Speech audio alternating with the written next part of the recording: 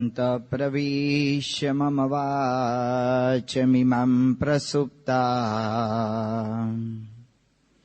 सञ्जीवयत्यखिलशक्तिधरः स्वधाम्ना अन्यांश्च हस्तचरण श्रवणत्वगादीन्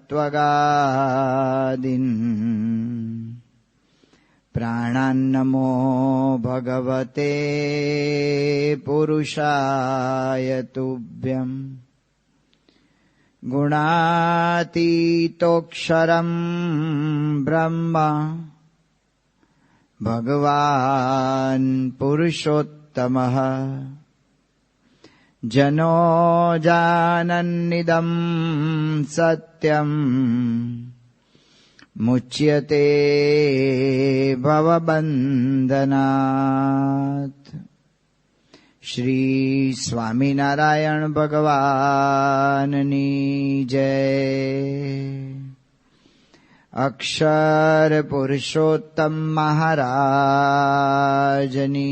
जय। गुणातीतानंद स्वामी महाराजनी जय। भगत जी महाराजनी जय। शास्त्री जी महाराजनी जय। योगी जी महाराजनी जय। प्रमुख स्वामी महाराजनी जय।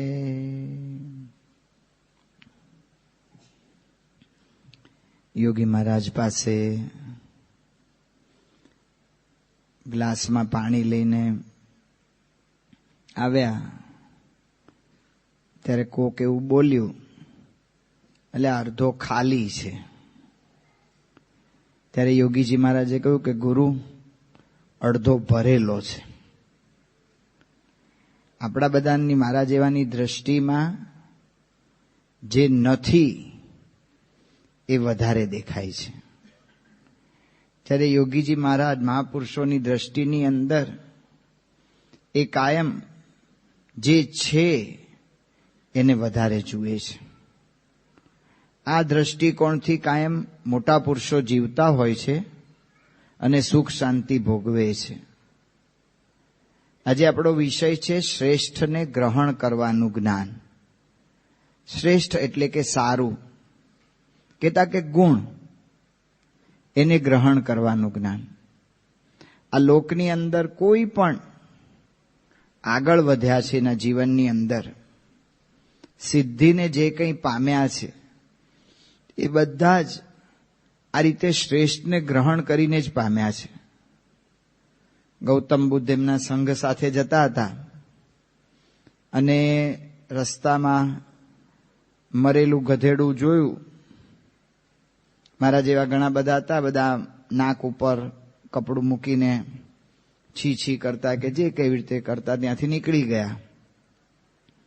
ગૌતમ બુદ્ધ ત્યાં ગયા ત્યારે એ ઊભા રહ્યા. એમની સાથેના જે સંઘના બધા ભિક્ષુકો કે જે કોઈ બધા હતા એમણે બતાવ્યું કે જો આના દાંત કેટલા સારા છે.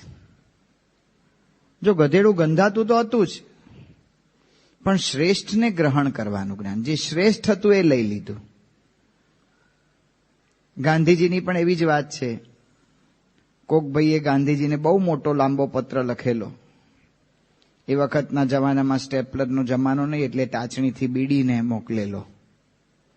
સંપૂર્ણ પત્ર ગાંધીજીએ વાંચ્યો. આખા પત્રમાં ગાળો સિવાય બીજું કંઈ જ નહોતું. ગાંધીજીએ પત્ર વાંચ્યો, પછી ટાચણી લઈ લીધી અને મહાદેવભાઈને કહ્યું કે આ આપણને કામ લાગશે. શ્રેષ્ઠને ગ્રહણ કરવાનું જ્ઞાન. ઇમર્સને એવું કહ્યું છે કે હું તમામ પરિસ્થિતિમાં શ્રેષ્ઠતા નિહાળું છું. રાત્રે અંધકારમાં પણ તારાને નિહાળું છું. એ પ્રકાશ તરફ જ એનું લક્ષ્ય છે. અંધકાર તરફ એનું લક્ષ્ય નથી. આ શ્રેષ્ઠને ગ્રહણ કરવાનું જ્ઞાન કહેતા કે ગુણ ગ્રાહક દ્રષ્ટિ એ જીવનના કોઈ પણ ક્ષેત્રની અંદર આપણા માટે જરૂરી પડે છે. ધારો કે આપણે ધંધા કરીએ છીએ તો અહીંયા આપણે બધા ડોક્ટરો ભેગા થયા છીએ, તો આપણો એક વ્યવસાય છે કે કોઈ પણ વ્યવસાય હોય એની અંદર જરૂર પડે છે.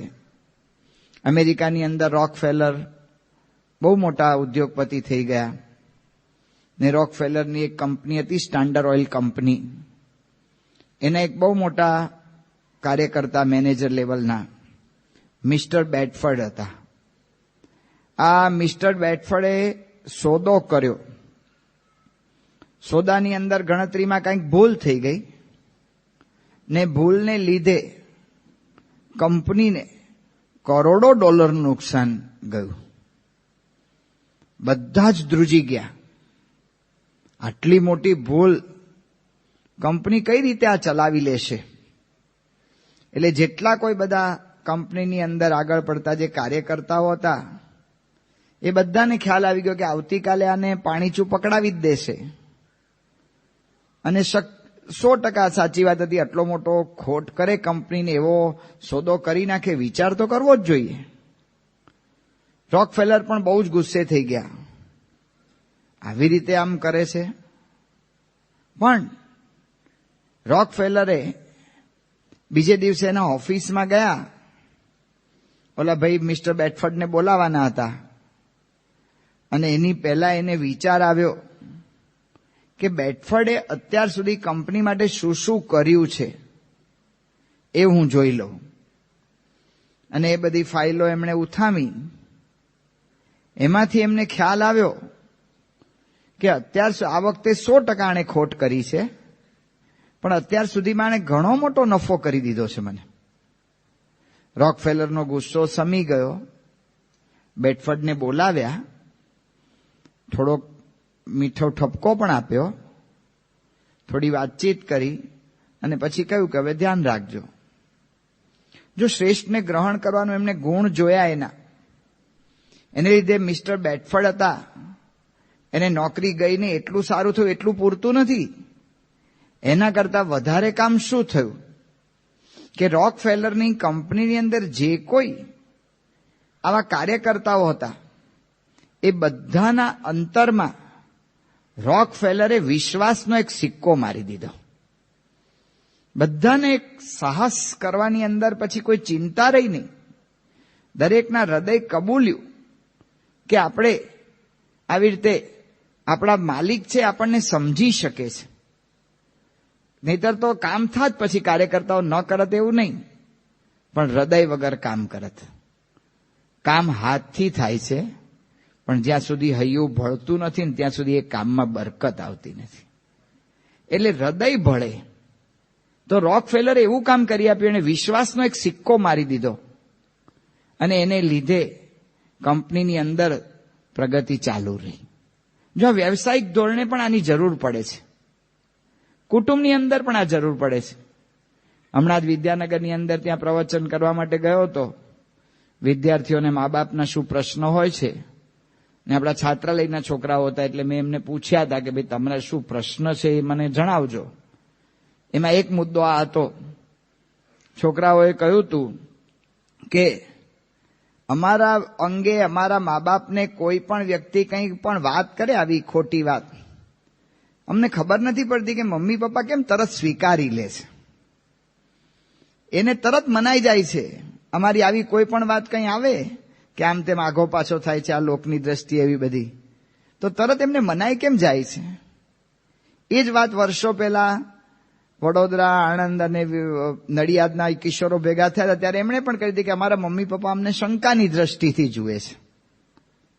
જો આ શું થાય છે, ઘરની અંદર જ્યારથી કોઈ નાનો બાળક હોય ને પ્રવેશ કરે ને ત્યારથી શું કરે છે મારા જેવા, એ આવે ને ત્યારથી એના પર આપણો દ્રષ્ટિ આપણી હોય કે આવ્યો એ ચપ્પલ ઉલાર્યા, જો બેઠો સોફા પર ધબ કરતો, જોયું કઈ ખ્યાલ છે કે ધોવા પગ જો દફતર ફેંક્યું એ ફેંક્યું. આ બધું છે ને ઉધાર પાસું, એનો જે કંઈ એની ભૂલ છે એટલું બધું નોંધાય છે, પછી સામાન્ય પ્રસંગમાં આપણને ખબર નથી પડતી કે કેમ મને ગુસ્સો આવી જાય છે, કારણ કે કોઈ મા બાપ એના દીકરા દીકરીને મારીને રાજી થતા નથી.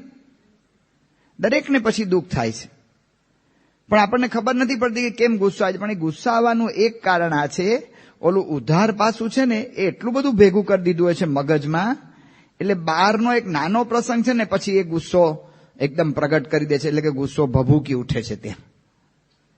એટલા માટે શાસ્ત્રીજી મહારાજને ઓલા હરિભગત બહુ ગાળ આપી ગયા આંબલીવાળી પોળમાં, તો સ્વામી તો માળા જ ફેરવતા રહ્યા. હરિભગતનો ગુસ્સો કંઈક ઓછો થયો, પછી સ્વામી આગળ પાછા આવ્યા અને માફી માંગી કે સ્વામી મારી ભૂલ થઈ ગઈ, મેં તમને આવી રીતે ગાળો આપી, આવું બધું બોલી ગયો. ત્યારે શાસ્ત્રી મહારાજે બહુ સરસ વાત કરી કે જુઓ, અમે છે ને ઉધારનો ચોપડો રાખતા જ નથી. કોઈ શું નથી કરતું, કોઈ શું ખરાબ કરે છે એનો ચોપડો જ નથી, એની નોંધ જ નથી. અમે તો કાયમ જમાનો જ ચોપડો રાખીએ છીએ.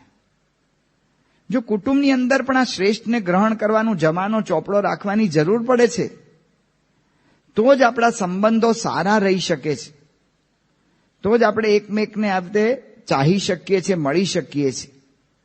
કુટુંબની અંદર પણ આની જરૂર છે, વ્યવહારની અંદર પણ આની જ જરૂર છે. આપણે વાત સાંભળીએ છીએ એમ, વશિષ્ઠ અને વિશ્વામિત્ર ઋષિને વશિષ્ઠ ઋષિ ઉપર ઈર્ષા થઈ અને એમણે એના 100 દીકરાને મારી નાખ્યા, આશ્રમને ઉજ્જડ કરી નાખ્યો ને બહુ બધું નુકસાન પહોંચાડ્યું. એ પછી વિશ્વામિત્રનો આયોજન એ હતું કે હવે વશિષ્ઠને પૂરા કરવા. વશિષ્ઠ અને અરુંધતી એમની કુટીરની અંદર બેઠા હતા. વશિષ્ઠ ઋષિ એમના પત્ની અરુંધતી સાથે. અરુંધતીએ પૂનમનો ચંદ્ર જોયો અને બહુ સુંદર ખીલેલો હતો પૂનમનો ચંદ્ર. એટલે એમણે વશિષ્ઠ ઋષિને કહ્યું કે પૂનમનો ચંદ્ર આજે બહુ અદ્ભુત ખીલ્યો છે. વશિષ્ઠ ઋષિને વિશ્વામિત્રના વિચાર ચાલતા હશે, ચાલે જ. જ્યારે કોઈ આપણું આટલું બધું નુકસાન પહોંચાડી દે ત્યારે આવા કોઈક વિચારો આપણને ચાલે જ, ન ચાલે એવું નથી. પણ વશિષ્ઠ ઋષિએ શું કર્યું? એ વિચારોની અંદર એમણે એમનો ઉધારનો ચોપડો, કહેતા કે એમણે શું મારું બગાડ્યું છે એ વિચાર ના કર્યો. એમણે વિશ્વામિત્રના ગુણનો વિચાર કરતા હશે. એટલા માટે જ્યારે અરુંધતીએ કહ્યું કે પૂનમનો ચંદ્રમાં કેટલો સુંદર ખીલ્યો છે, તો વશિષ્ઠ ઋષિએ તરત વિશ્વામિત્ર સાથે એનું અનુસંધાન મેળવી દીધું કે જેવું વિશ્વામિત્રનું તપ છે ને એવો સુંદર પૂનમનો ચંદ્રમાં ખીલ્યો છે.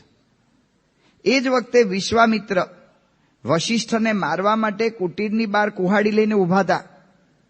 આ શબ્દ સાંભળતા કુહાડી ફેંકી દીધી અને વશિષ્ઠની આગળ નમ્યા. જો વ્યવહારની અંદર આ પ્રસંગ પૌરાણિક છે એટલે આપણે જાણતા નથી, પણ એને આજના સંદર્ભમાં, આપણા સંદર્ભમાં લઈએ. અંદર બે વેવાઈ પક્ષ હોય છે અને એકબીજાનું વાંકું બોલ્યા હોય છે. જોજો એને લીધે કેટલા સંબંધો બગડ્યા હોય છે, કેટલા સંબંધો બગડે છે. ગમે તે આપણને એમ લાગે છે કે આપણે તો બોલીએ છીએ, કોઈને ખબર નથી. પણ આપણી ગુજરાતીમાં કહેવત છે કે દિવાલ પણ સાંભળે છે. આપણને એમ લાગે કે આપણે આને વાત કરી કે જોજો કોઈને કહેતા નહીં, પણ અમારા વેવાય બહુ વહમાં છે. એવા 2-5 જે કઈ શબ્દ બોલી ગયા હોય એને પહોંચી જ ગયા હોય અને એને લીધે પ્રસંગો કેટલા બગડે છે. તો એટલા માટે સંબંધીઓની અંદર પણ આ વેર છે, એ વેર સમાવે એવો આ ગુણ છે, શ્રેષ્ઠને ગ્રહણ કરવાનું જ્ઞાન. આધ્યાત્મિક માર્ગમાં તો આ ગુણ અતિશય અગત્યનો છે. મહારાજે લોયાના 5મા વચનામૃતમાં કહ્યું કે ગુરુ દત્તાત્રેય જેવો જેનો ગુણગ્રાહક દ્રષ્ટિ હોય એનો સત્સંગમાં અચળ પાયો છે. ગુરુ દત્તાત્રેયનું આખ્યાન ભાગવતના 11મા સ્કંધમાં આવે છે. 11મા સ્કંદના 7મા અધ્યાયમાં ગુરુ દત્તાત્રેય યદુ રાજાને બધા ગુરુઓ પોતાના ગણાવે છે. તો એની અંદર કેવા બધા ગુરુઓ ગણાવ્યા છે. 32 ગુરુઓની અંદર પતંગિયાને ગુરુ બનાવ્યો, એમાંથી ગુણ લીધો. સાપમાંથી ગુણ લીધો, કરોળિયામાંથી ગુણ લીધો, બાળકમાંથી ગુણ લીધો. બાળકમાંથી શું ગુણ? આપણને એમ લાગે આમાં અખર બખર કયા કરે છે, પણ બાળકમાંથી ગુણ લીધો, વેશ્યામાંથી ગુણ લીધો. જો આ શ્રેષ્ઠ મહારાજ કહે છે કે આવી રીતે જેની ગુણ ગ્રાહક દ્રષ્ટિ થાય એનો આ સત્સંગમાં અચળ પાયો છે. એને આ સત્સંગની અંદર કોઈ દિવસે ડગશે નહીં. એ જ વાત ગુણાતીતાનંદ સ્વામીએ કરી. ગુણાતીતાનંદ સ્વામીએ વાતોમાં લખ્યું, પહેલા પ્રકરણની 237મી વાત, એમાં સ્વામી કહ્યું કે નિત્ય લાખ રૂપિયા લાવે પણ સત્સંગનું ઘસાતું બોલે તો સ્વામી કે મુને ન ગમે. ડોક્ટર સ્વામી વાત કરે છે કે ન ગમે તો એના ઘરે કેવી રીતે જવાય. ખરેખર આપણે કોકના ઘરે જઈએ ને ડોરબેલ વગાડીએ તે મારા વાલા ઓલા કાણામાંથી જુએ છે કે કોણ આવ્યા છે, અને આપણે એને ન ગમતા હોઈએ, આપણી એલર્જી હોય તો શું કરે, દરવાજો ખોલે જ નહીં. સ્વામી કહે છે કે નિત્ય લાખ રૂપિયા લાવે એવી મારી બુદ્ધિ છે, એવી મારી આયોજન શક્તિ છે, કાં તો મેં એવો કંઈક આવી રીતે ધંધો એવો મંદિરના નામે નાખી દીધો છે ને તે રોજના લાખ રૂપિયા જમા જ થઈ જાય મંદિરના દાન પેટીની અંદર, રોજ આવી જાય, એટલે આયોજન શક્તિ છે, આવું છે તેવું જ બધું જ છે. પણ સ્વામી કે સત્સંગનું ઘસાતું બોલે છે. તો સ્વામી કે મને ન ગમે. સૂતો ખાય, પણ જો સત્સંગનું સારું બોલતો હોય તો એની ચાકરી હું કરાવું એવો મારો સ્વભાવ છે. એટલે મારો વાલો આખો દાડો હુઈ રહે છે, કાંઈ કામ નહીં કાજ નહીં, હરામના રોટલા ખાય છે, તો એ સ્વામી કે એના માટે હું સેવક મૂકું લ્યો. સત્સંગનું સારું બોલતો હોય તો કેટલું મહત્વ આપ્યું છે. તો સ્વામી કહે છે કે અક્ષરધામમાં જવા માટે આના વગર છૂટકો નથી.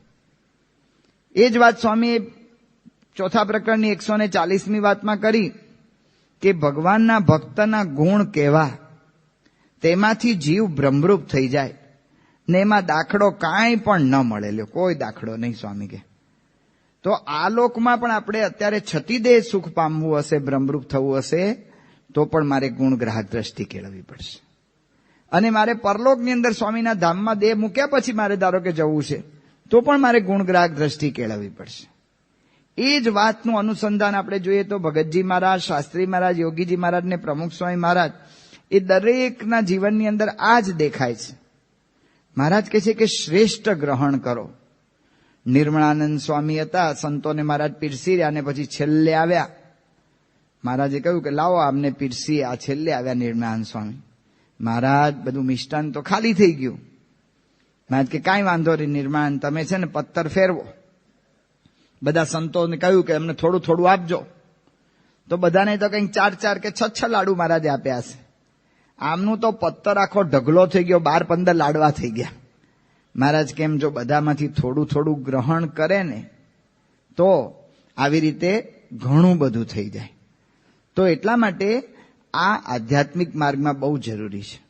ને આને માટે કરવાનું શું છે તો દ્રષ્ટિકોણ બદલવાનો છે. યોગીજી મહારાજે વાત કરી કે મને નાનામાં નાના સત્સંગીનો અભાવ કોઈ દી આવે નહીં, એ દેખાય જ નહીં, દેખાવા દઉં નહીં, બ્રહ્મની મૂર્તિ દેખું, માઇક ભાવ આવે નહીં, ચૈતન્ય મૂર્તિ સમજો. તો યોગીજી મહારાજ કહે છે કે જો વાત શું કરે છે યોગીજી મહારાજ કે સત્સંગીનો અભાવ કોઈ દી આવે નહીં, એ દેખાય જ નહીં. પહેલા તો તૈયારી એની કરું કે અભાવ દેખાય જ નહીં, એવો દ્રષ્ટિકોણ કેળવી દઉં, એવી રીતે મારું મનોવલણ કેળવું કે મને અભાવ ગુણ દેખાય જ નહીં. પણ કદાચ દેખાય એવી પરિસ્થિતિ થઈ ગઈ તો બાપા કહે છે દેખાવા દઉં નહીં, હું જોવા દઉં નહીં, એની પાછળ હું એવો વિચાર કેળવું. તો એ દ્રષ્ટિકોણ બદલવાનો છે. આજે સવારે પૂજ્ય આત્મતૃપ્ત સ્વામીએ પણ વાતો કરી હશે કે દ્રષ્ટિકોણ બદલવાનો છે. મૂળ દ્રષ્ટિકોણ ઉપર જ બધો જ આપણું જાય છે, જે સુખ કે દુઃખ. ચશ્મા જ બદલવાના છે મારે.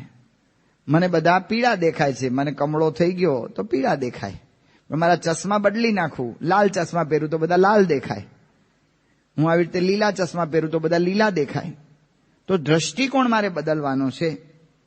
તો મોટા પુરુષો શું કરે છે, આ શ્રેષ્ઠને ગ્રહણ કરવા માટે કઈ ટેકનિકો અપનાવે છે, ગુરુ પરંપરાએ એવું શું સિદ્ધ કર્યું, એવી કઈ વાત કરી કે જેનાથી એમને આ શ્રેષ્ઠ જ ગ્રહણ થતું, જેનાથી એમના જીવનની અંદર દરેકને વિશે કાયમ એક જાતનો દિવ્ય ભાવ, એક જાતનો સદભાવ એ રહ્યા જ કરે.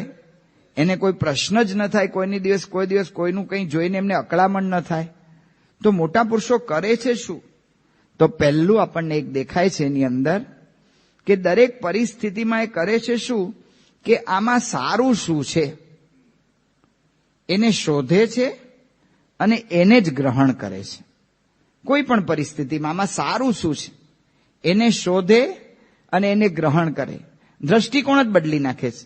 હમણાં જ પરમ પૂજ્ય સ્વામીશ્રીના આશીર્વાદમાં આપણે સાંભળ્યું ભગવાન શ્રી રામચંદ્રજીની વાત તો ભગવાન શ્રી રામચંદ્રજીની વાત આપણે જાણી. રામચંદ્ર ભગવાનને કૈકેયીએ વનવાસ આપ્યો, પણ વનવાસ પછી રામચંદ્ર ભગવાન પાછા પધાર્યા ત્યારે સૌ પ્રથમ ભગવાન રામચંદ્રજી કૈકેયીને પગે લાગ્યા.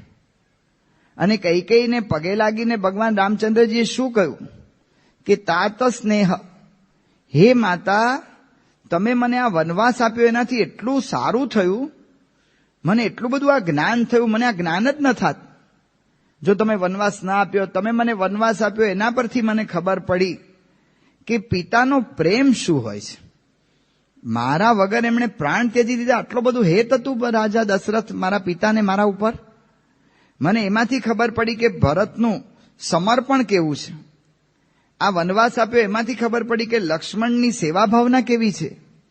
આ વનવાસ આપ્યો એમાં મને ખ્યાલ આવ્યો કે સીતાજીની કેવું પતિવ્રતાપણું છે, હનુમાનજીનો કેવો પુરુષાર્થ છે, સુગ્રીવની કેવી મૈત્રી છે, અને રાક્ષસનું બળ કેવું હોય છે રાવણ જેવાનું, એનું મને આમાંથી ખબર પડી. એષા માતા તવ પ્રસાદત, તમારી કૃપાથી મને આ બધી વસ્તુની ખબર પડી. જો શ્રેષ્ઠને ગ્રહણ કરવાનું જ્ઞાન, ભયંકર અપમાન કરેલું પણ એમણે દ્રષ્ટિકોણ શું કેળવ્યો? અપમાનમાંથી એમણે જ્ઞાન મેળવવાનો દ્રષ્ટિકોણ કેળવ્યો, તો અપમાનનો વિચાર જતો રહ્યો. પરિસ્થિતિ એક જ હોય છે, આપણી પરિસ્થિતિ કે મોટા પુરુષની પરિસ્થિતિ, પરિસ્થિતિ એ જ છે, પણ એમણે એમાંથી શું સારું છે એને શોધીને એ પ્રકારનો દ્રષ્ટિકોણ કેળવાનો પ્રયત્ન કર્યો છે. એ જ વાત શાસ્ત્રીજી મહારાજ કરતા. શાસ્ત્રીજી મહારાજે કહ્યું કે જો આપણને આચાર્ય મહારાજે વિમુખ ન કર્યા હોત તો અક્ષર પુરુષોત્તમનું જ્ઞાન આપણે પ્રવર્તાવી ના શકત. જો વિમુખ કરી નાખ્યા છે, ભયંકર અપમાન કર્યું છે, એ અપમાનને શાસ્ત્રીજી મહારાજે સેવા આપી એ દ્રષ્ટિકોણ લઈ લીધો. લ્યો, દ્રષ્ટિકોણ જ ખાલી બદલી નાખ્યો. પરિસ્થિતિ એ જ રહી, પણ દ્રષ્ટિકોણ બદલીએ ને એટલે આખી પરિસ્થિતિ આપણને બીજી દ્રષ્ટિથી દેખાય છે, આપણા માટે સુખ અને શાંતિનો વિષય બની જાય છે. યોગીજી મહારાજને વિજ્ઞાન સ્વામીએ સખત માર માર્યો તો પૂજ્ય મોહન સ્વામી એના સાક્ષી છે. યોગીજી મહારાજે પહેલી વાર મોહન સ્વામી પાસે ત્યાં બધી વાતો કરી તો સખત માર યોગીજી મહારાજે બધો મારેલો. અહીંયા પિંડીની અંદર તો એમને સાણસીથી ચોંટીઓ ભરેલો અને માંસનો લોચા નીકળી ગયા હતા, આવો માર.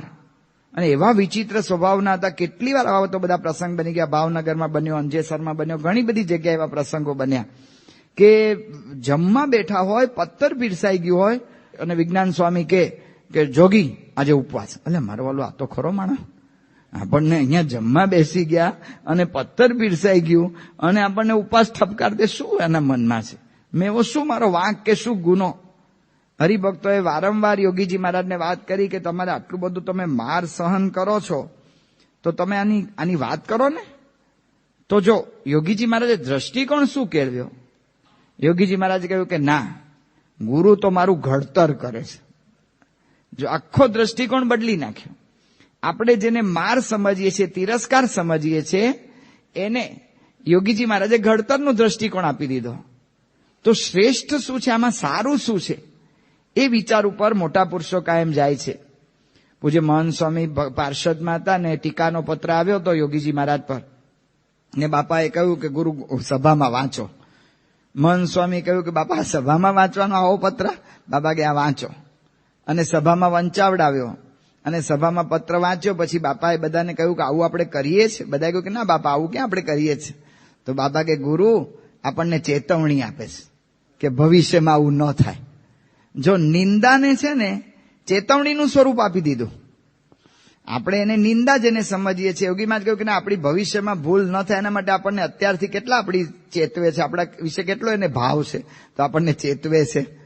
જો તરત જ દ્રષ્ટિકોણ બદલી નાખ્યો તો શું સારું છે ને એ ગ્રહણ કરવાની વૃત્તિ કોઈ પણ સંજોગોમાં એને આનંદ જ રહે.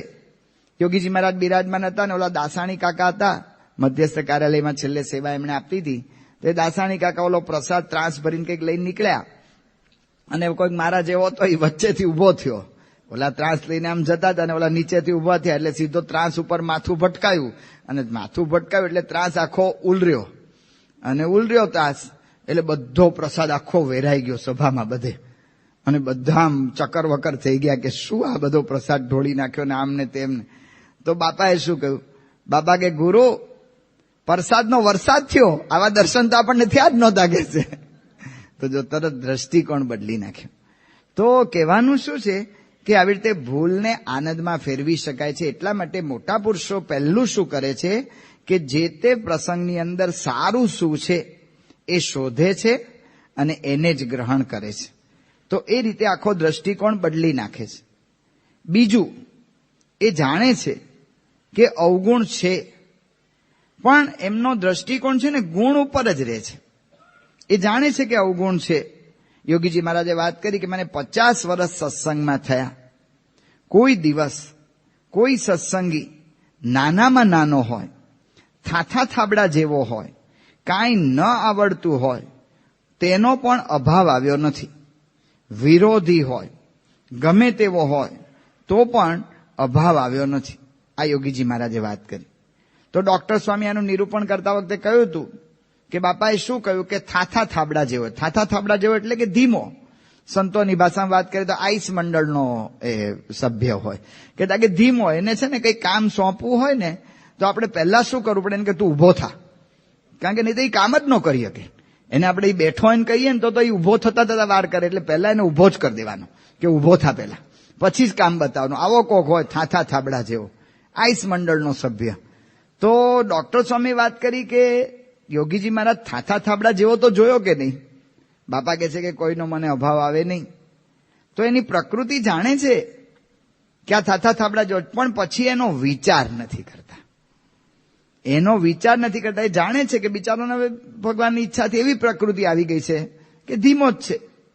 તો પ્રકૃતિ જાણીને પછી કેવળ એના ગુણ ઉપર જ, એનો વિચાર ના કરે પણ એના ગુણ ઉપર જ એમને તાન રહે છે. મુંબઈમાં એક સાધુ હતા નાની ઉંમરના, અને બિચારાને એવી આળસુ પ્રકૃતિ હશે એટલે બધી આરતીમાં ને બધામાં એવી નિયમિત નહીં રહી શકતા હોય. અને બધાએ બાપાને વાતે કરી હતી કે બાપા આવું થયા કરે છે આમ તેમ. યોગી મહારાજ તો બધું સાંભળી લીધું. એ સાધુને કંઈ આરતી ઉતારવાનો વારો આવ્યો કે આરતી ઉતારવામાં એમને રાખ્યા. તો આરતી ઉતારી તો બાપા કે ગુરુ આરતી બહુ સરસ ઉતારે છે. જો તરત અવગુણ નથી એવું નથી, પણ એમનું તાન છે ને ગુણ ઉપર જ રહે છે. એક મહાત્માની વાત યોગીજી મહારાજને બધા હરિભક્તોએ કરી કે બાપા એ મહાત્મા બધું કામ કરે છે પણ માન માટે કરે છે. તો યોગી મહારાજે એમને વચ્ચે આમ બોલતા જ વચ્ચેથી અટકાવી દીધા. બાપા કે ભલે માન માટે કરે, ધર્મને માર્ગે તો લોકોને ચડાવે છે ને. જો માન માટે નથી કરતા એ કંઈ ખોટું છે એવું નથી, હકીકત છે કે માન માટે જ કરે છે. પણ એમનું તાન એ અવગુણ ઉપર નથી, એમનું તાન એ ગુણ ઉપર જ છે. એટલે બાપા કહે છે કે આવી રીતે ગુણ ઉપર તાન. સ્વામી બાપા 1984ની સાલમાં એન્ટવર્પ ગયેલા, બેલ્જિયમ. અને બેલ્જિયમ સ્વામી એન્ટવર્પની અંદર ત્યાં ગયા હતા ત્યારે ડોક્ટર શાહે પ્રશ્ન પૂછ્યો તો બાપાને કે અમને સ્વભાવનું ઘર્ષણ થાય ત્યારે સામેની વ્યક્તિમાં પછી એ જ દેખાય છે, અને પછી આપને તમે તો દરેકનો સ્વભાવ જાણો છો, પણ કઈ દ્રષ્ટિથી બધાની સાથે આટલું બધું સરસ રીતે કામ લઈ શકો છો? જો આખી ટેકનિક. તો સ્વામી બાપાએ કહ્યું કે ટેકનિક કઈ છે? તો સ્વામી શું કહે છે કે ભગવાનને સંત કોઈના ગુના સામું જોતા જ નથી. પહેલા તો એના ભૂલ સામે વિચાર જ નથી કરતા. કોઈના ગુના સામું જોતા જ નથી. જાણવા છતાં નહીં જોવાનું, દેખવા છતાં આંધળા થવાનું, સાંભળવા છતાં બહેરા થવાનું. સામેની વ્યક્તિમાં 99 અવગુણ હોય પણ એક ગુણ તો હોય ને. જો જાણવા છતાં નહીં જોવાનું, નહીં જોવાનું એટલે કે પછી એનો વિચાર નહીં કરવાનો. ખબર પડી ગઈ આટલી જ આની સામર્થ્ય છે, હશે ભગવાનની ઈચ્છા, હવે પછી એનો આગળ વિચાર નહીં કરવાનો. દેખતા છતાં આંધળા થવાનું એટલે શું કે એના અવગુણ તો દેખાય છે પણ એની સામે એના ગુણ લાવીને મૂકવાના. ગુણાયતાન સ્વામી વાતોમાં લખ્યું કે કોઈના અવગુણ દેખાતો હોય એના ગુણ જોઈએ તો અવગુણ આપણને ટળી જાય એ દ્રષ્ટિ. તો અવગુણ તો છે પણ દેખવા છતાં સ્વામી કે નહીં આંધળા થવાનું, સાંભળવા છતાં બેરા થવાનું. સંભળાઈ જાય કોઈનો અવગુણ આ કંઈ પણ તો પછી બેરા થવાનું, કહેતા કે એના ગુણનો વિચાર કરવાનો. બધા મોટેરા સંતો છે, પરમ પૂજ્ય સ્વામીશ્રીની કૃપાથી એવી દ્રષ્ટિ કેળવે છે. એક વખત ડોક્ટર સ્વામી અહીંયા આવ્યા હતા અને એમની રૂમની અંદર એક સંત ગયા ખાનગી કરવા માટે. તો ડોક્ટર સ્વામી આમ ધ્યાનમાં હતા. ભાગ્ય સેતુ સ્વામી એમણે પૂછ્યું ડોક્ટર સ્વામીને કે તમે શું કરતા હતા? તો ડોક્ટર સ્વામી કે અત્યારે કંઈક એ વખતે માનસીનો સમય નહીં કઈ નહીં ને અમથી અમથું આમ ધ્યાન કરે એટલે આપણને નવાઈ લાગે. તો ડોક્ટર સ્વામી કે હમણાં એક ભાઈ મળીને ગયા અને બહુ બધી વાતો કરી ગયા, આવી બધી અભાવો ગુણની, કારણ કે કરવી પડે, મોટા પુરુષોને બધું જણાવવું પડે, તો જણાવ્યું હોય એટલે કે વાતો કરી ગયા. એટલે હું છે ને જે વ્યક્તિની વાત કરી ગયા હતા ને એના ગુણનો વિચાર કરતો હતો. જો આ દેખવા છતાં પણ, સાંભળવા છતાં પણ બહેરા થવાનું, એના ગુણનો વિચાર કરવાનો. એટલે સ્વામી બાપાએ કહ્યું કે સામેની વ્યક્તિમાં 99 અવગુણ હોય પણ એક ગુણ તો હોય ને, તો આ બીજો આપણે ટેકનિક છે. પહેલી જે સારું હોય એ જ ગ્રહણ કરે છે, બીજું અવગુણનો ભલે સ્વીકાર કરે પણ એની સાથે એના ગુણનો પણ વિચાર કરે છે. ત્રીજું, પોતાની આમાં કઈ ભૂલ નથી થઈ ને એના ઉપર દ્રષ્ટિ કેળવે છે. પોતાની ઉપર દ્રષ્ટિ કરે છે કે પોતાની કઈ ભૂલથી આવી રીતે આવું મને દેખાતું નથી ને. યોગીજી મહારાજને પાર્કર પેન આપેલી. યોગીજી માની લખવાની શૈલી એવી હતી કે થોડુંક આમ ત્રાસું રાખીને લખતા હતા. અમને સત્યપ્રિય સ્વામી વાત કરતા હતા કે હું યોગી મહારાજને એ વખતે તો આવી બોલ પેન કે એવું નહોતું વપરાતું, ઓલી આપણી સાઈ ભરવાની પેન, ઇન્ડી પેન એ વપરાતી હતી ને એટલા માટે આમ ઘસીને બાપાને આપે. પણ કોકે નવી નવી પાર્કર પેન બાપાને આપી લખવા. હવે એ વખતે પાર્કરનો બહુ મહિમા હતો અને લખવા આપી બાપાને, તો આમ લખી અને બાપા પોતાની શૈલીથી લખતા હતા. એની અંદર કાગળ થોડોક ફાટ્યો એટલે કોકે કહ્યું કે બાપા રવા દો ને, બોગસ પેન છે. બાપાએ કહ્યું કે ગુરુ, પેન તો સારી છે, ₹300ની છે, પણ આપણને લખતા આવડતું નથી. જો તરત પોતાની ભૂલ શું થઈ છે ને એનો વિચાર પહેલા કરે છે. એક વખત સ્વામી બાપા એક જગ્યાએ ગયા હતા, એક શહેરની અંદર, ને મોટા મંદિરમાં, જૂના મંદિરે દર્શન કરવા ગયા. આમ તો ઠાકોરજીને પોઢાડવાનો સમય તો 12 વાગ્યાનો હોય, પણ ખબર પડી હશે કે બાપા આવવાના છે એવું તેવું, તે વહેલા પોઢાડી દીધા ઠાકોરજીને. તો વહેલા પોઢાડી દીધા એટલે બાપા તો પછી આ મંદિરે આવ્યા ત્યારે થોડી બધી સંતો બધા ચર્ચા, કે સંતો હરિભક્તો બધા ચર્ચા કરતા હતા કે આવું કરે છે, આમ છે, તેમ છે. તો સ્વામીએ શું કહ્યું? સ્વામી કે એવી બધી વાતો ના કરશો, આપણે મોડા પડ્યા એ વાત કરો. તો જો કહેવાનું શું છે કે એ પોતાનો શું અવગુણ છે ને એના ઉપર જ આ રીતે વિચાર કરે છે. પૂજ્ય ડોક્ટર સ્વામીએ બહુ સરસ વિચારો આપ્યા છે કે કોઈ પણ બીજાનો અવગુણ આવે તો એ વખતે આપણે શું કરવું. ડોક્ટર સ્વામી બહુ સારી વાત કરે છે, કારણ ઘણી વખત આપણે જોઈએ છે કે જે આપણને દેખાય છે ને એવું ખરેખર નથી હોતું, એની અંદર બીજું હોય છે. આપણને ઓલું થમ્સઅપ આપે બોટલની અંદર તો સ્ટ્રો તૂટલી દેખાય આપણને, પણ ભાઈ તૂટલી નથી. ઓલા થમ્સઅપનું અને ગ્લાસનું ઓલા કાચનું આવરણ છે ને એને લીધે આપણને તૂટલી દેખાય છે, પણ ખરેખર તૂટલી નથી. એ આપણે એમ પ્રસાદમાં કહો કે આપણને આપતા હોય તો એક પેંડો આપતા, તો મારા જેવો હોય 3-4 પેંડા લેવાનો, અને પછી 3-4 પેંડા ખાય ને પછી જઈને ચા પીએ.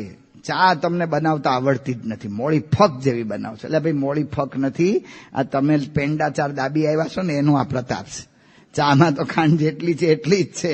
તો કહેવાનું શું છે કે જીભ ઉપર આ આવરણ આવી ગયું ગળપણનું, એમ આપણી દ્રષ્ટિમાં આવરણ આવી જાય છે. એટલા માટે ડોક્ટર સ્વામી કહે છે કે કોઈનો પણ અવગુણ આવે, કોઈનો પણ, એ ઘરના સભ્ય હોય, સત્સંગના સભ્ય હોય કે કોઈ પણ હોય, કોઈનો પણ મને અવગુણ આવે તો ડોક્ટર સ્વામી કહે છે પહેલા વિચાર એ કરો કે મેં એનો દ્રષ્ટિકોણ સમજવા પ્રયત્ન કર્યો. સ્વામિનારાયણ બ્લિસમાં બહુ વર્ષો પહેલા લેખ આવેલો હતો આ અંગેનો જ, અને એની અંદર ઓલું છગડો દોરેલો, એક વ્યક્તિ આમ ઉભેલો ને એક વ્યક્તિ આમ, એવી રીતે, અને જમીન ઉપર મોટો 6 હોય ને અંગ્રેજીમાં એ હતો, અને બે આમ સામસામા ઉભા હતા. આ બાજુ ઉભો તો એને પૂછ્યું આને કે આ કેટલા આંકડા છે? ઓલાએ કહ્યું કે 9, અને ઓલો હસ્યો કે તારા બાપે તને ભણાવ્યું જ નથી. અને બાપ ઉપર વાત જાય એટલે કઈ બાકી રહે? ધબાધબી મારી શરૂ થઈ ગઈ. તમારા જેવા કોઈક આવ્યા ત્યાં કે પેલે શું છે, શેના મારી, કે જો ને આના બાપે આને એકડા બગડાય નથી ભણાવ્યા, 6 વાંચતા પણ નથી આવડતું, 9 કે છે. એટલે ઓલા ભાઈએ જોયું કે આ તો બેયનો દ્રષ્ટિકોણ જ ખાલી જુદો છે. એ ઓલા ભાઈને લઈને આ બાજુ મૂકી દીધા, આ ભાઈ લઈને આ બાજુ મૂકી દીધા. આને પૂછ્યું કેટલા છે? જો 6 કહેતો તો કે મારું 9 છે, 9 વાળો કે 6 છે. તો મારે પહેલા વિચાર એ કરવો પડે કે મેં એનો દ્રષ્ટિકોણ બરાબર સમજવા પ્રયત્ન કર્યો છે. તરત મારા જેવાને શું થાય છે, હું કોઈનો પણ કંઈ પણ આમ જોઉં છું ને એટલે તરત સર્ટિફિકેટ આપી દઉં કે બરાબર નથી જ. સહી કરેલા સર્ટિફિકેટ તૈયાર જ હોય, ખાલી નામ જ લખવાનું બાકી હોય, તૈયાર જ હોય તરત જ, એ કે એની અંદર કે તરત આપી દઉં કે આ નથી. પણ ડોક્ટર સ્વામી કહે છે કે પેલા મેં દ્રષ્ટિકોણ સમજવાનો પ્રયત્ન કર્યો. બીજું કે મેં આવી રીતે ઝડપી નિર્ણય કર્યો નથી ને, આ વિચાર કરવો પડે. આપણો નિર્ણય ઝડપી થઈ જાય એ પણ હકીકત છે.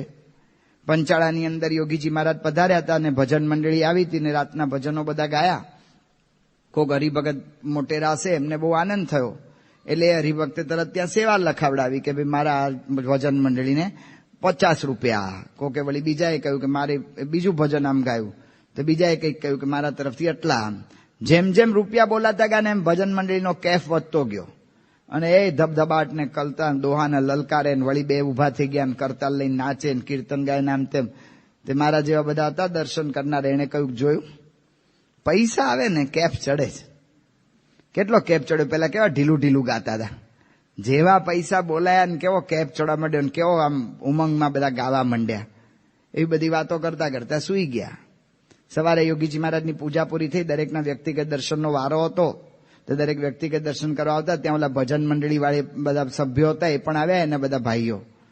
યોગીજી મહારાજની આગળ ઠાકોરજી બિરાજમાન હતા, ત્યાં ઠાકોરજી આગળ જે કઈ બધી રકમ રાતના ભેગી થઈ હતી એ મૂકી અને યોગીજી મહારાજને કહ્યું કે સ્વામી અમારી આગળ કોઈ એવી આવક નથી કે અમે તમને તમારી સેવા કરી શકીએ, પણ ગઈકાલે જે ભજન મંડળીએ જે બધા કીર્તન અમને જે ભજન મંડળીને પ્રોત્સાહન આપવા માટે હરિભક્તો પૈસા આપવા માંડ્યા એટલે અમને એમ થયું કે જો વધારે સારા ગઈએ ને તો વધારે પૈસા મળે અને વધારે પૈસા મળે ને તો અમારે તમારી વધારે સેવા કરી શકીએ, એટલે આ બધા જ પૈસા અમે ઠાકોરજીની સેવામાં આપીએ છીએ.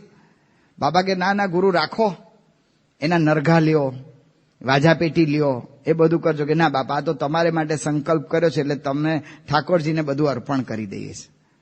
જો એનો દ્રષ્ટિકોણ શું હતો કે હું ભજન ગાઉં તો મારાથી વધારે સેવા થાય. હવે હું એનો વિચાર શું કરું છું કે આ ભજન ગાય છે પૈસા માટે ગાય છે. કેટલી મોટી ભૂલ થઈ જાય છે આ ઝડપી નિર્ણય. એટલે ડોક્ટર સ્વામી કહે છે કે મેં ઝડપી નિર્ણય તો કર્યો નથી ને એનો વિચાર કરવો પડે. ત્રીજી વાત ડોક્ટર સ્વામી કહે છે ઝડપી નિર્ણય કરવા વાળા પર વિશ્વાસ કર્યો નથી ને એવું થાય છે. કોઈ પણ આપણને કઈ વાત કરી જાય ને ખબર નથી પડતી આ કેમ આવું થાય છે, પણ કઈ પણ ટીકા નિંદાની વાત હોય ને બોલો તરત મનાઈ જાય છે, તરત જ. અહીંયા આપણી આ ડોક્ટરની શિબિર ચાલે છે ને, કંઈક કામ પ્રસંગે આપણે કંઈક બહાર નીકળીએ આવતીકાલે, ઓલો ગલ્લાવાળો પૂછે કે ઓલા એક ભાઈ છે આવું આમ ઓલો બ્લુ રંગની પટ્ટીમાં ઓલો બિલ્લો લગાવેલો હતો, એ આ તમારી શિબિરમાં આવ્યા છે? કે હા અમારી શિબિરમાં હોય એને જ આપવામાં આવ્યું છે. કે એ ભાઈ કેમ તમે આવું પૂછો છો, તમારે કે એનું કંઈ કામકાજ? કે ના કામકાજ તો કાંઈ નહીં. ના પૂછો છો કે ના કાંઈ નહીં, તો ખાલી મને બસ. પણ પૂછો છો શું ને માટે? કે એ તો કાલ રાતના 10 વાગે અહીંયા ગલ્લે આવ્યા હતા એટલે, બાકી કંઈ મારે કંઈ કશું એનું કંઈ ઓળખાણ નથી, કાંઈ નથી. આટલું જ કે શું થાય તરત જ મારા જીવન તો વિચાર જ થઈ જાય કે મારા વાલા ગલ્લે ગયા હશે તો શું કરતા હશે? ગુટકા બુટકા ખાતા હશે, સિગરેટ બિગરેટ પીધી હશે, શું કર્યું હશે? તરત જ આ વિચાર થઈ જાય અને વિચાર અમલમાં આવી જાય છે. અને એટલી જ વાત પૂજ્ય મોહન સ્વામી, પૂજ્ય ડોક્ટર સ્વામી અથવા પરમ પૂજ્ય સ્વામીશ્રી જેવા હોય અને સભામાં કોઈક હરિભગતના વખાણ કરે, સભામાં ઉભા કરીને, ડોક્ટર સ્વામી તો અંગત છે કે ઉભા કરે અને વખાણ કરે કે ફલાણા ભાઈ રવિ સભા નિયમિત કરે છે, એને 3 તાળીનું માન આપો. તો હું માન આપતા આપતા હું વિચારું કે રવિ સભા કરે છે પણ તિલક ચાંદલો નથી કરતા. તરત જ કોઈનો ગુણ આવે ને, જોજો ગુણ આવે ત્યારે મારું મગજ શું કરે છે, કોઈનો પણ ગુણ દેખાય ને ત્યારે મારું મગજ પહેલું કામ એ કરે છે કે ગુણનો છેદ કેમ ઉડાડી દેવું. પહેલું કામ એ કરે છે. બુદ્ધિનો તર્ક છે ને કાયમ એના ગુણને ઉડાડી દેવા જ પ્રયત્ન કરે છે.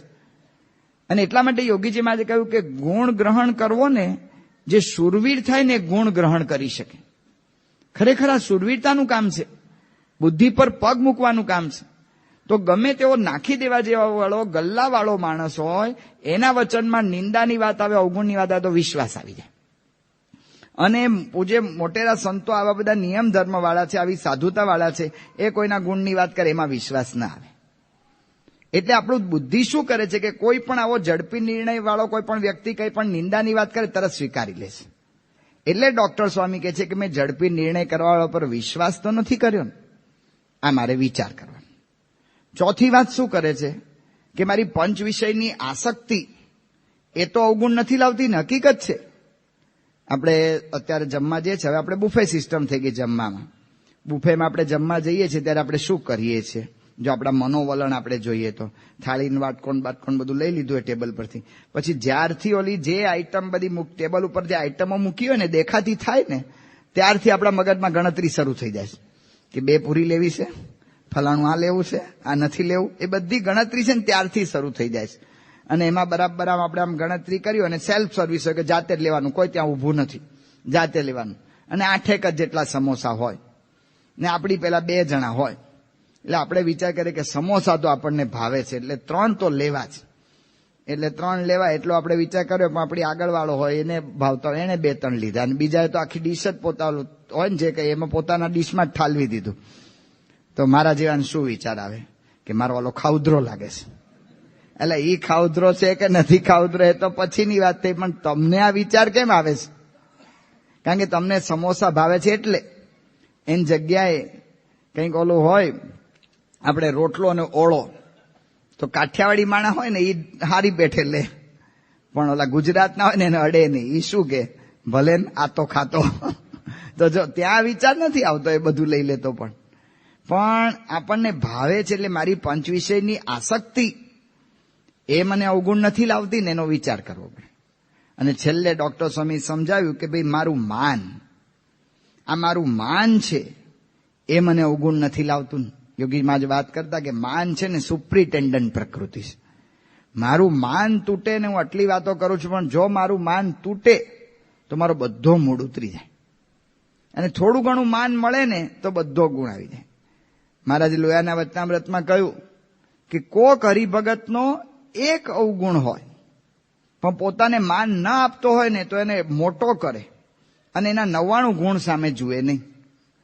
અને પોતાને માન આપતો હોય ને એના 99 અવગુણ હોય ને એક જ ગુણ હોય ને તો પણ એ ગુણને એટલો બધો મોટો કરે ને કે બધાને આમ એના જ વખાણ કર્યા કરે. આ માન તો મારે વિચારવું પડે કે મારું માન છે મને અભાવ નથી લાવતું. તો આવી રીતે મારે મારી ભૂલ જોવાની ટેવ પાડવી પડે. એના પછીની જે ટેકનિક મોટા પુરુષના જીવનમાં દેખાય છે કે સંબંધનો મહિમા. આ તો બહુ અદભુત વાત છે અને અઘરી વાતો છે. મોટેરા સંતોએ એમના જીવનની અંદર આ બધો સંબંધનો મહિમા એવી રીતે સિદ્ધ કરેલો હોય છે. સંબંધનો મહિમા તરત સંબંધ ઉપર જ આપણી દ્રષ્ટિ જાય. હમણાં અહીંયા કૂતરું આવે કોક પણ આમ સભામાં તો એક ખુરશી લઈને ઉલારીને મારવાનું મન થાય કે મારું ઓલું અંદર કેમનું ઘૂસી ગયું, હાપ કરતે એની પાછળ દોડીએ. પણ કોકે ગયેલા ભાઈ નરેન્દ્ર મોદીનું કૂતરું છે, બોલો તરત જ. કેમ મોદી અહીં આવ્યા છે, આવવાના છે, શું છે, કેમ છે, તરત બોલો તો બધો દ્રષ્ટિકોણ બદલાઈ જાય. તો એ કૂતરું કઈ બીજી ક્રિયા કરે છે, બીજા કૂતરા જેવો જ છે, પણ એનો મહિમા. તો જો આ સંબંધનો મહિમા, આ લોકમાં પણ આ સંબંધના મહિમાથી જ આપણે બધું કાર્ય કરીએ છીએ. તો મહારાજ અહીંયા એ જ કે છે, આપણે જોઈએ છીએ કે સંબંધથી આ ખીજડાને રોજ પગે લાગીએ છીએ, લીમડાને રોજ પગે લાગે છે. તો ખીજડા પર અત્યાર સુધીમાં કોઈ દાડો કઈ ફૂલ એવા નથી આવ્યા ગુલાબ જેવા. આટલા વખતથી મહારાજનો પ્રસાદીનો છે તો એ તો ઓલા કાંટા જ ખેરવે છે અને સાંગારીઓ જ એમાં થાય છે. પણ આપણે સંબંધથી જાણીએ છીએ. તો સંબંધનો મહિમા. એટલા માટે ભગતજી મહારાજે માના ભગતને કહ્યું, માના ભગતે ભગતજી મહારાજને કહ્યું કે તમે આ હરિભક્તો છે બાબુલા જેવા એની અંદર બંધાઈ ન જતા. ત્યારે ભગતજી મહારાજે માના ભગતને કહ્યું કે હું આ હરિભક્તોને બાબુલા જેવા કહેવાય કેમ? હું તો બધાને બ્રહ્મની મૂર્તિ દેખું છું, બ્રહ્મની મૂર્તિ જોઉં છું. તો સંબંધ અગત્યનો છે. પ્રથમના 24ના વચનામૃતમાં મહારાજે કહ્યું કે જ્યારે કોઈ હરિભક્તનો દોષ નજરમાં આવે ત્યારે એમ સમજવું છે આનો સ્વભાવ તો સત્સંગમાં ન ઘટે એવો છે, તોય પણ એને જો સત્સંગ મળ્યો છે અને જો જેવો તેવો છે તોય પણ સત્સંગમાં પડ્યો છે તો એનો પૂર્વજન્મનો અથવા આ જન્મનો સંસ્કાર ભારે છે તો આવો સત્સંગ મળ્યો એમ સમજી તેનો પણ અતિશય ગુણ લેવો. સ્વભાવ સત્સંગમાં ન ઘટે એવો છે. આમ સત્સંગનું બધું આપણી આમ એવી બધી મર્યાદા તોડી નાખે, છાપ બગાડી નાખે એવો સ્વભાવ છે એનો. તો પણ મહારાજ કે સત્સંગમાં પડ્યો છે ને તો જેવો તેવો છે તો પણ એનો અતિશય ગુણ લેવો. તો અતિશય ગુણ શું? આ સંબંધનો મહિમા. આ સંબંધનો જે મહિમા છે ને એ જ પૂજ્ય મહંત સ્વામીએ યોગી ગીતાની પારાયણ કરી છે, એની અંદર સમજાવ્યું છે કે સંબંધનો મહિમા. તો સંબંધનો મહિમા સમજવા માટે એમણે બે દ્રષ્ટિકોણ આપણને આપ્યા, બે વિચાર આપણને આપ્યા, બે તર્ક આપણને આપ્યા છે. કે એક તો પહેલા એ કે ગમે ત્યારે પણ આ ભગવાન ને સંતનો સંબંધ થયો ને એટલે એ અક્ષરધામમાં જવાનો જ છે. મારા જેવો હશે, વધારે વાસનિક હશે તો 5-10 જન્મ લેવડાવશે. 5-10 જન્મમાં કેટલા વર્ષ જશે? બહુ તો અત્યારે આપણે તો આમ તો 50-60 વર્ષે પૂરું થઈ જાય છે, પણ આપણે ગણીએ જૂના પ્રમાણે બધું 100 વર્ષે, તો એ કેટલા વર્ષ જાય? 500 વર્ષ જાય. 5 જન્મે 500 વર્ષ જાય. 500 વર્ષ આખા બ્રહ્માંડની ગણતરીમાં જોઈએ ને તો કાંઈ જ નથી. 500 વર્ષ કાંઈ બહુ વધારે પડતા નથી. હમણાં ગયા વર્ષે પૂજ્ય મોહન સ્વામી સાથે આફ્રિકા જવાનું થયું હતું. સાઉથ આફ્રિકાની અંદર એક ગુફા જોવા લઈ ગયા. તે ગુફાની અંદર ઓલા થાંભલા દેખાડ્યા. તે થાંભલા ઓલા ગુફાની અંદર પાણી થોડું આમ ટપકે ને, જીવ થોડું એ પાણી જમતું હોય થોડું એને લીધે ઓલો ક્ષાર બાજે. પાણીની અંદર જે ક્ષાર હોય તો ઉપર જ્યાંથી ટપકતું હોય ત્યાં એક ક્ષાર બાજે અને નીચે પડે ત્યાં એક ક્ષાર બાજે.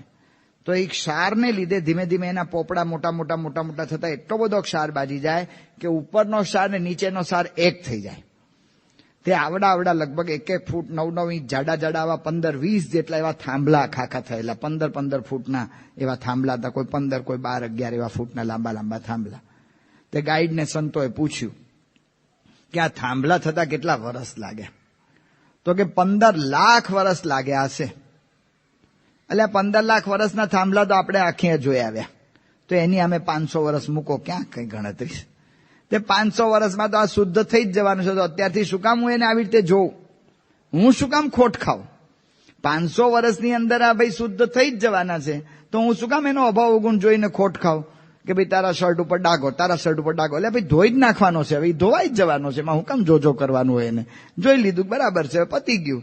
તો સંબંધનો મહિમા, ભગવાન અને સંત આવા મહારાજ અને આવા સ્વામીનો સંબંધ થયો છે એટલે એ શુદ્ધ થવાનો છે. એટલા માટે એના સંબંધનો મહિમા જોઈને અવગુણ ન જોવા.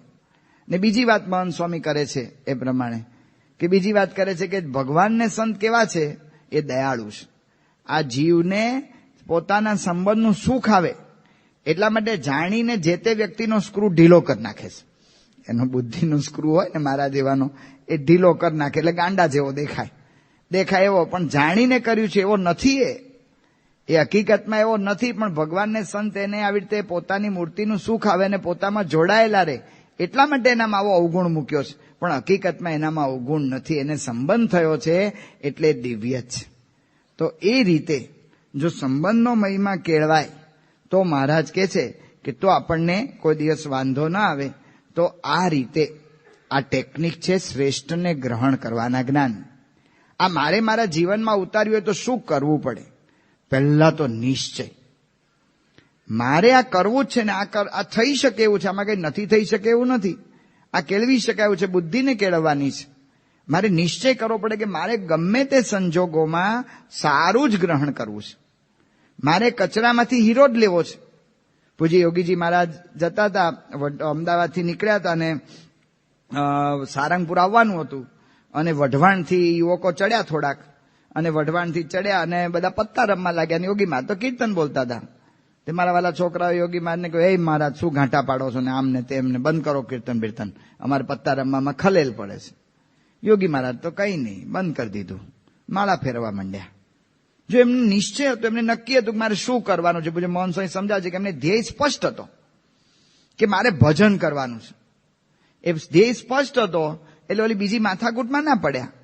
હું તો એની યાર ઝઘડો, તારા બાપની ગાડી છે, તે ટિકિટ લીધી છે, અમે નથી લીધી, અહીં લખ્યું છે બોર્ડ, કીર્તન ન ગાવા, હું ગાઈશ, જા અને ડબલ જોરથી ગાવ, ખલેલ ન પડતો હોય તોય પડે, ભલે કેમ ન પડે એને. ને બીજા 2-5 ને ચડાવું કે હાલો બધા તાળીઓ પાડીને ઝીલાવો કીર્તન, એવી રીતે ચડાવવું પાછો કે એને કેમ ન. તો આપણે શું કરીએ છીએ? મારા જેવો શું કરે છે કે હક ઉપર જાય છે. હક ઉપર જઈને આપણે કચરાની સાથે કચરા જેવા થઈ જઈએ છીએ. એ તો કચરા જેવા છે જ, પણ હું હક ઉપર જઈને કચરા સાથે કચરા જેવો થઈને કચરો ફેંદું એટલે શું થાય? દુર્ગંધ જ પછી આવે. પણ યોગીજી મહારાજે શું કર્યું? યોગી મહારાજનું તાન હતું કચરામાંથી હીરા લઈ લેવાનું. એટલે વઢવાણ એ લોકોને ઉતરવાનું હતું રાણપુર સ્ટેશન ન ઉતરી શક્યા કારણ કે પત્તા રમવા ભૂલી ગયા અને બોટાદ આવી ગયું. હવે બોટાદથી ત્યાં પહોંચવું એટલે એ જમાનામાં તો બહુ કઠણ પડે, પાછું બધું વાહન કરવું ને આ કરવું ને તે કરવું. તો એ લોકો તો એકદમ હેપતાઈ ગયા ને પછી આમ ઓલા શર્મિંદા જેવા થઈ ગયા. તે કોઈક સાધુ હશે મારા જેવા જોડમાં, એમણે બાપાને કહ્યું કે જો બાપા તમારો દ્રોહ કર્યો ને આ જ ફળ મળે જ, ચોક્કસ મળે. બાપા કે ગુરુ એમાંથી આપણે ગુણ લેવો કે એ જેમ આવી રીતે પત્તા રમવામાં સ્ટેશન ભૂલી ગયા ને એમ આપણે ભજનના વેગમાં ભૂલાઈ જવું જોઈએ જગત. જો હીરો લઈ લીધો, નિશ્ચય કર્યો છે કે ભાઈ મારે તો એમાંથી સારું જ લેવું છે. એટલા માટે યોગીજી મહારાજે કહ્યું કે સત્સંગમાં જો અભાવ અવગુણ રૂપી ખટાશ ન આવે તો સત્સંગનું સુખ કેસર કેરી જેવું ગળ્યું આવે. પણ મને ટેવ પડી ગઈ છે કે મને તો કેસર કેરીનો રસ આપ્યો ને તોય 2 લીંબુ નીચું. ના ભાઈ સાહેબ, મારે તો ખાટો જ, મારે ખટાશ જ જોઈએ, તો એની અંદર 2 લીંબુ નીચું. તો યોગીમાં જ કહે છે કે મારે ગળ્યું સુખ લેવું છે. આ નિશ્ચય થવો જોઈએ. મને સત્સંગનું કેસર કેરી જેવું સુખ મારે લેવું જ છે. એ પહેલા નિશ્ચય પછી શું કરવાનું છે? તો પછી મોટેરા સંતોના જીવનમાં આપણને દેખાય છે, સ્વામી બાપા જેવાના જીવનમાં, યોગીજી મહારાજના જીવનમાં ને મોટેરા સંતો છે બધા આપણા સદગુરુ સંતો, એના જીવનમાં દેખાય છે. તો ગુણ દર્શન, ગમે એના ગુણ જ પેલા દર્શન કરવાનું, એ જ જોવાનું. યોગી મહારાજ પાસે ઓલા એક ભાઈ આવ્યા, બિલીમોરાથી બાપા જતા હતા ભરૂચ, અને વચ્ચે ભાઈ મળ્યા કે નર્મદાની હું પરિક્રમા કરવાનો છું. બાપાએ બધી વિગત પૂછી, કેવી રીતે કરશો, શું છે, આ તે જે છે. ને બાપાને ખ્યાલ આવ્યો કે 1800 માઇલ ચાલવાના છે. બાપા કે ઓહો ગુરુ તમે બહુ ખપવાળા. ઓલા સમજે નામ જે એની પહેલા તેના હાથ લઈને પોતાના માથા ઉપર મૂકી દીધા. જો આ ગુણ દર્શન. આમાં ગુણ શું છે? આવા ને આવા પરિક્રમા કરતા રહે, કાંઈ મોક્ષ થવાનું નથી, સત્પુરુષ મળશે તો જ થશે. જા એમ ત્યાં એને ઉડાડ ન દીધો. એમને કઈ નિશ્ચય આપણા ઓછો નહોતો, પણ એમણે એનામાંથી ગુણ લઈ લીધો કે બરાબર છે, હવે એ તો એની જે એને સમજણ નથી કે એ બધું એને જોવાનું, પણ એનો ગુણ આ છે ને એ મારે લઈ લેવાનું. તો ગુણ દર્શન. બીજું ગુણ શ્રવણ, ગુણની જ વાતો સાંભળવી. અભાવ ગુણની વાત કરે તો ત્યાંથી ઉભા થઈ જવું, ગુણની જ વાત સાંભળવાની. યોગી મહારાજે વાત કરી કે અભાવ ગુણ લેવાનો, ઝેર પીવાનો રસ્તો ના લેવો. આ મને ઝેર પીવાનો રસ્તો છે એને કાઢી નાખવું.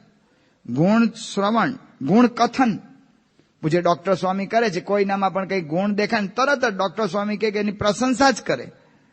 ડોક્ટર સ્વામી નથી જાણતા એવું નથી ને અવગુણ શું છે, પણ અંગ પાડ્યું એવું કે સારું છે ને તેની પ્રશંસા કરવી. ગુણ કથન.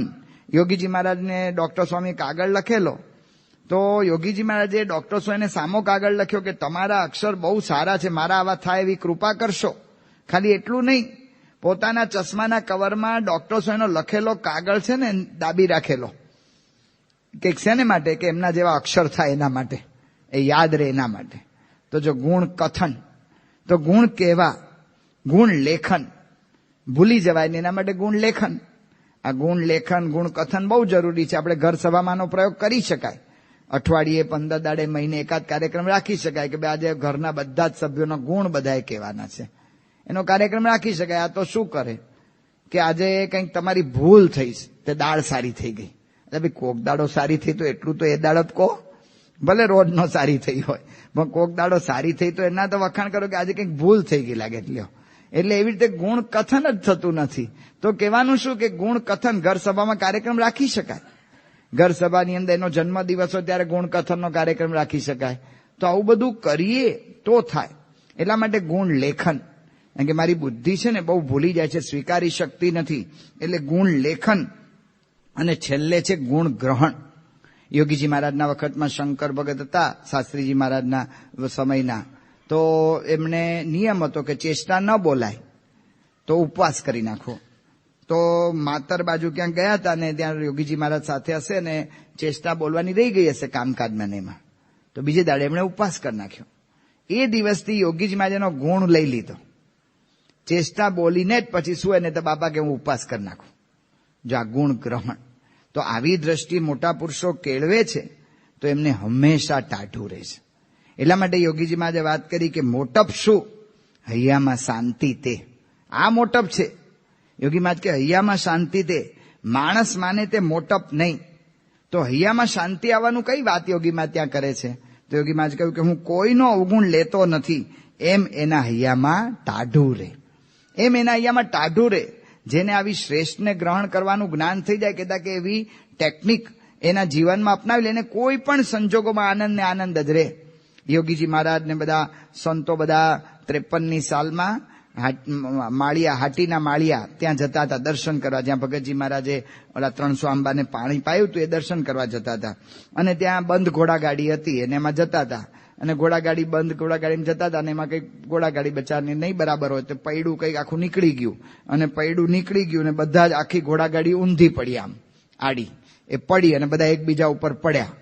અને બધાનો આમ ઓલું તો થઈ જાય, કારણ કે એકબીજા પર પડે ને આવું રસ્તામાં થાય એટલે. અને એ વખતે તો બધા ઓલા થઈ ગયા હતા, તો બધા આમ ગુસ્સે થઈ ગયા, લાલ પીળા થઈ ગયા. ત્યારે બાપા ઉભા થતા થતા કપડા ખંખેરતા શું કહ્યું કે હરમાનભાઈ પરસો થયો. તે મોટા સ્વામી તો અકરાઈ ગયા, એક તો વાગ્યું હતું ને એમાં મોટા સ્વામી અકરાઈ ગયા, શું ધૂળ પરચો થયો? બાપા કે કેમ ગુરુ, આપણી બધાની રક્ષા થઈ, કોઈને કઈ વાગ્યું નહીં, પરસો નહીં. જો આ શ્રેષ્ઠને ગ્રહણ કરવાનું જ્ઞાન હોય ને તો કોઈ પણ સંજોગોમાં સુખિયા રહેવાય છે તેવું આપણે કરી શકીએ. મહારાજ સ્વામીને પ્રાર્થના. શ્રી સ્વામિનારાયણ ભગવાન.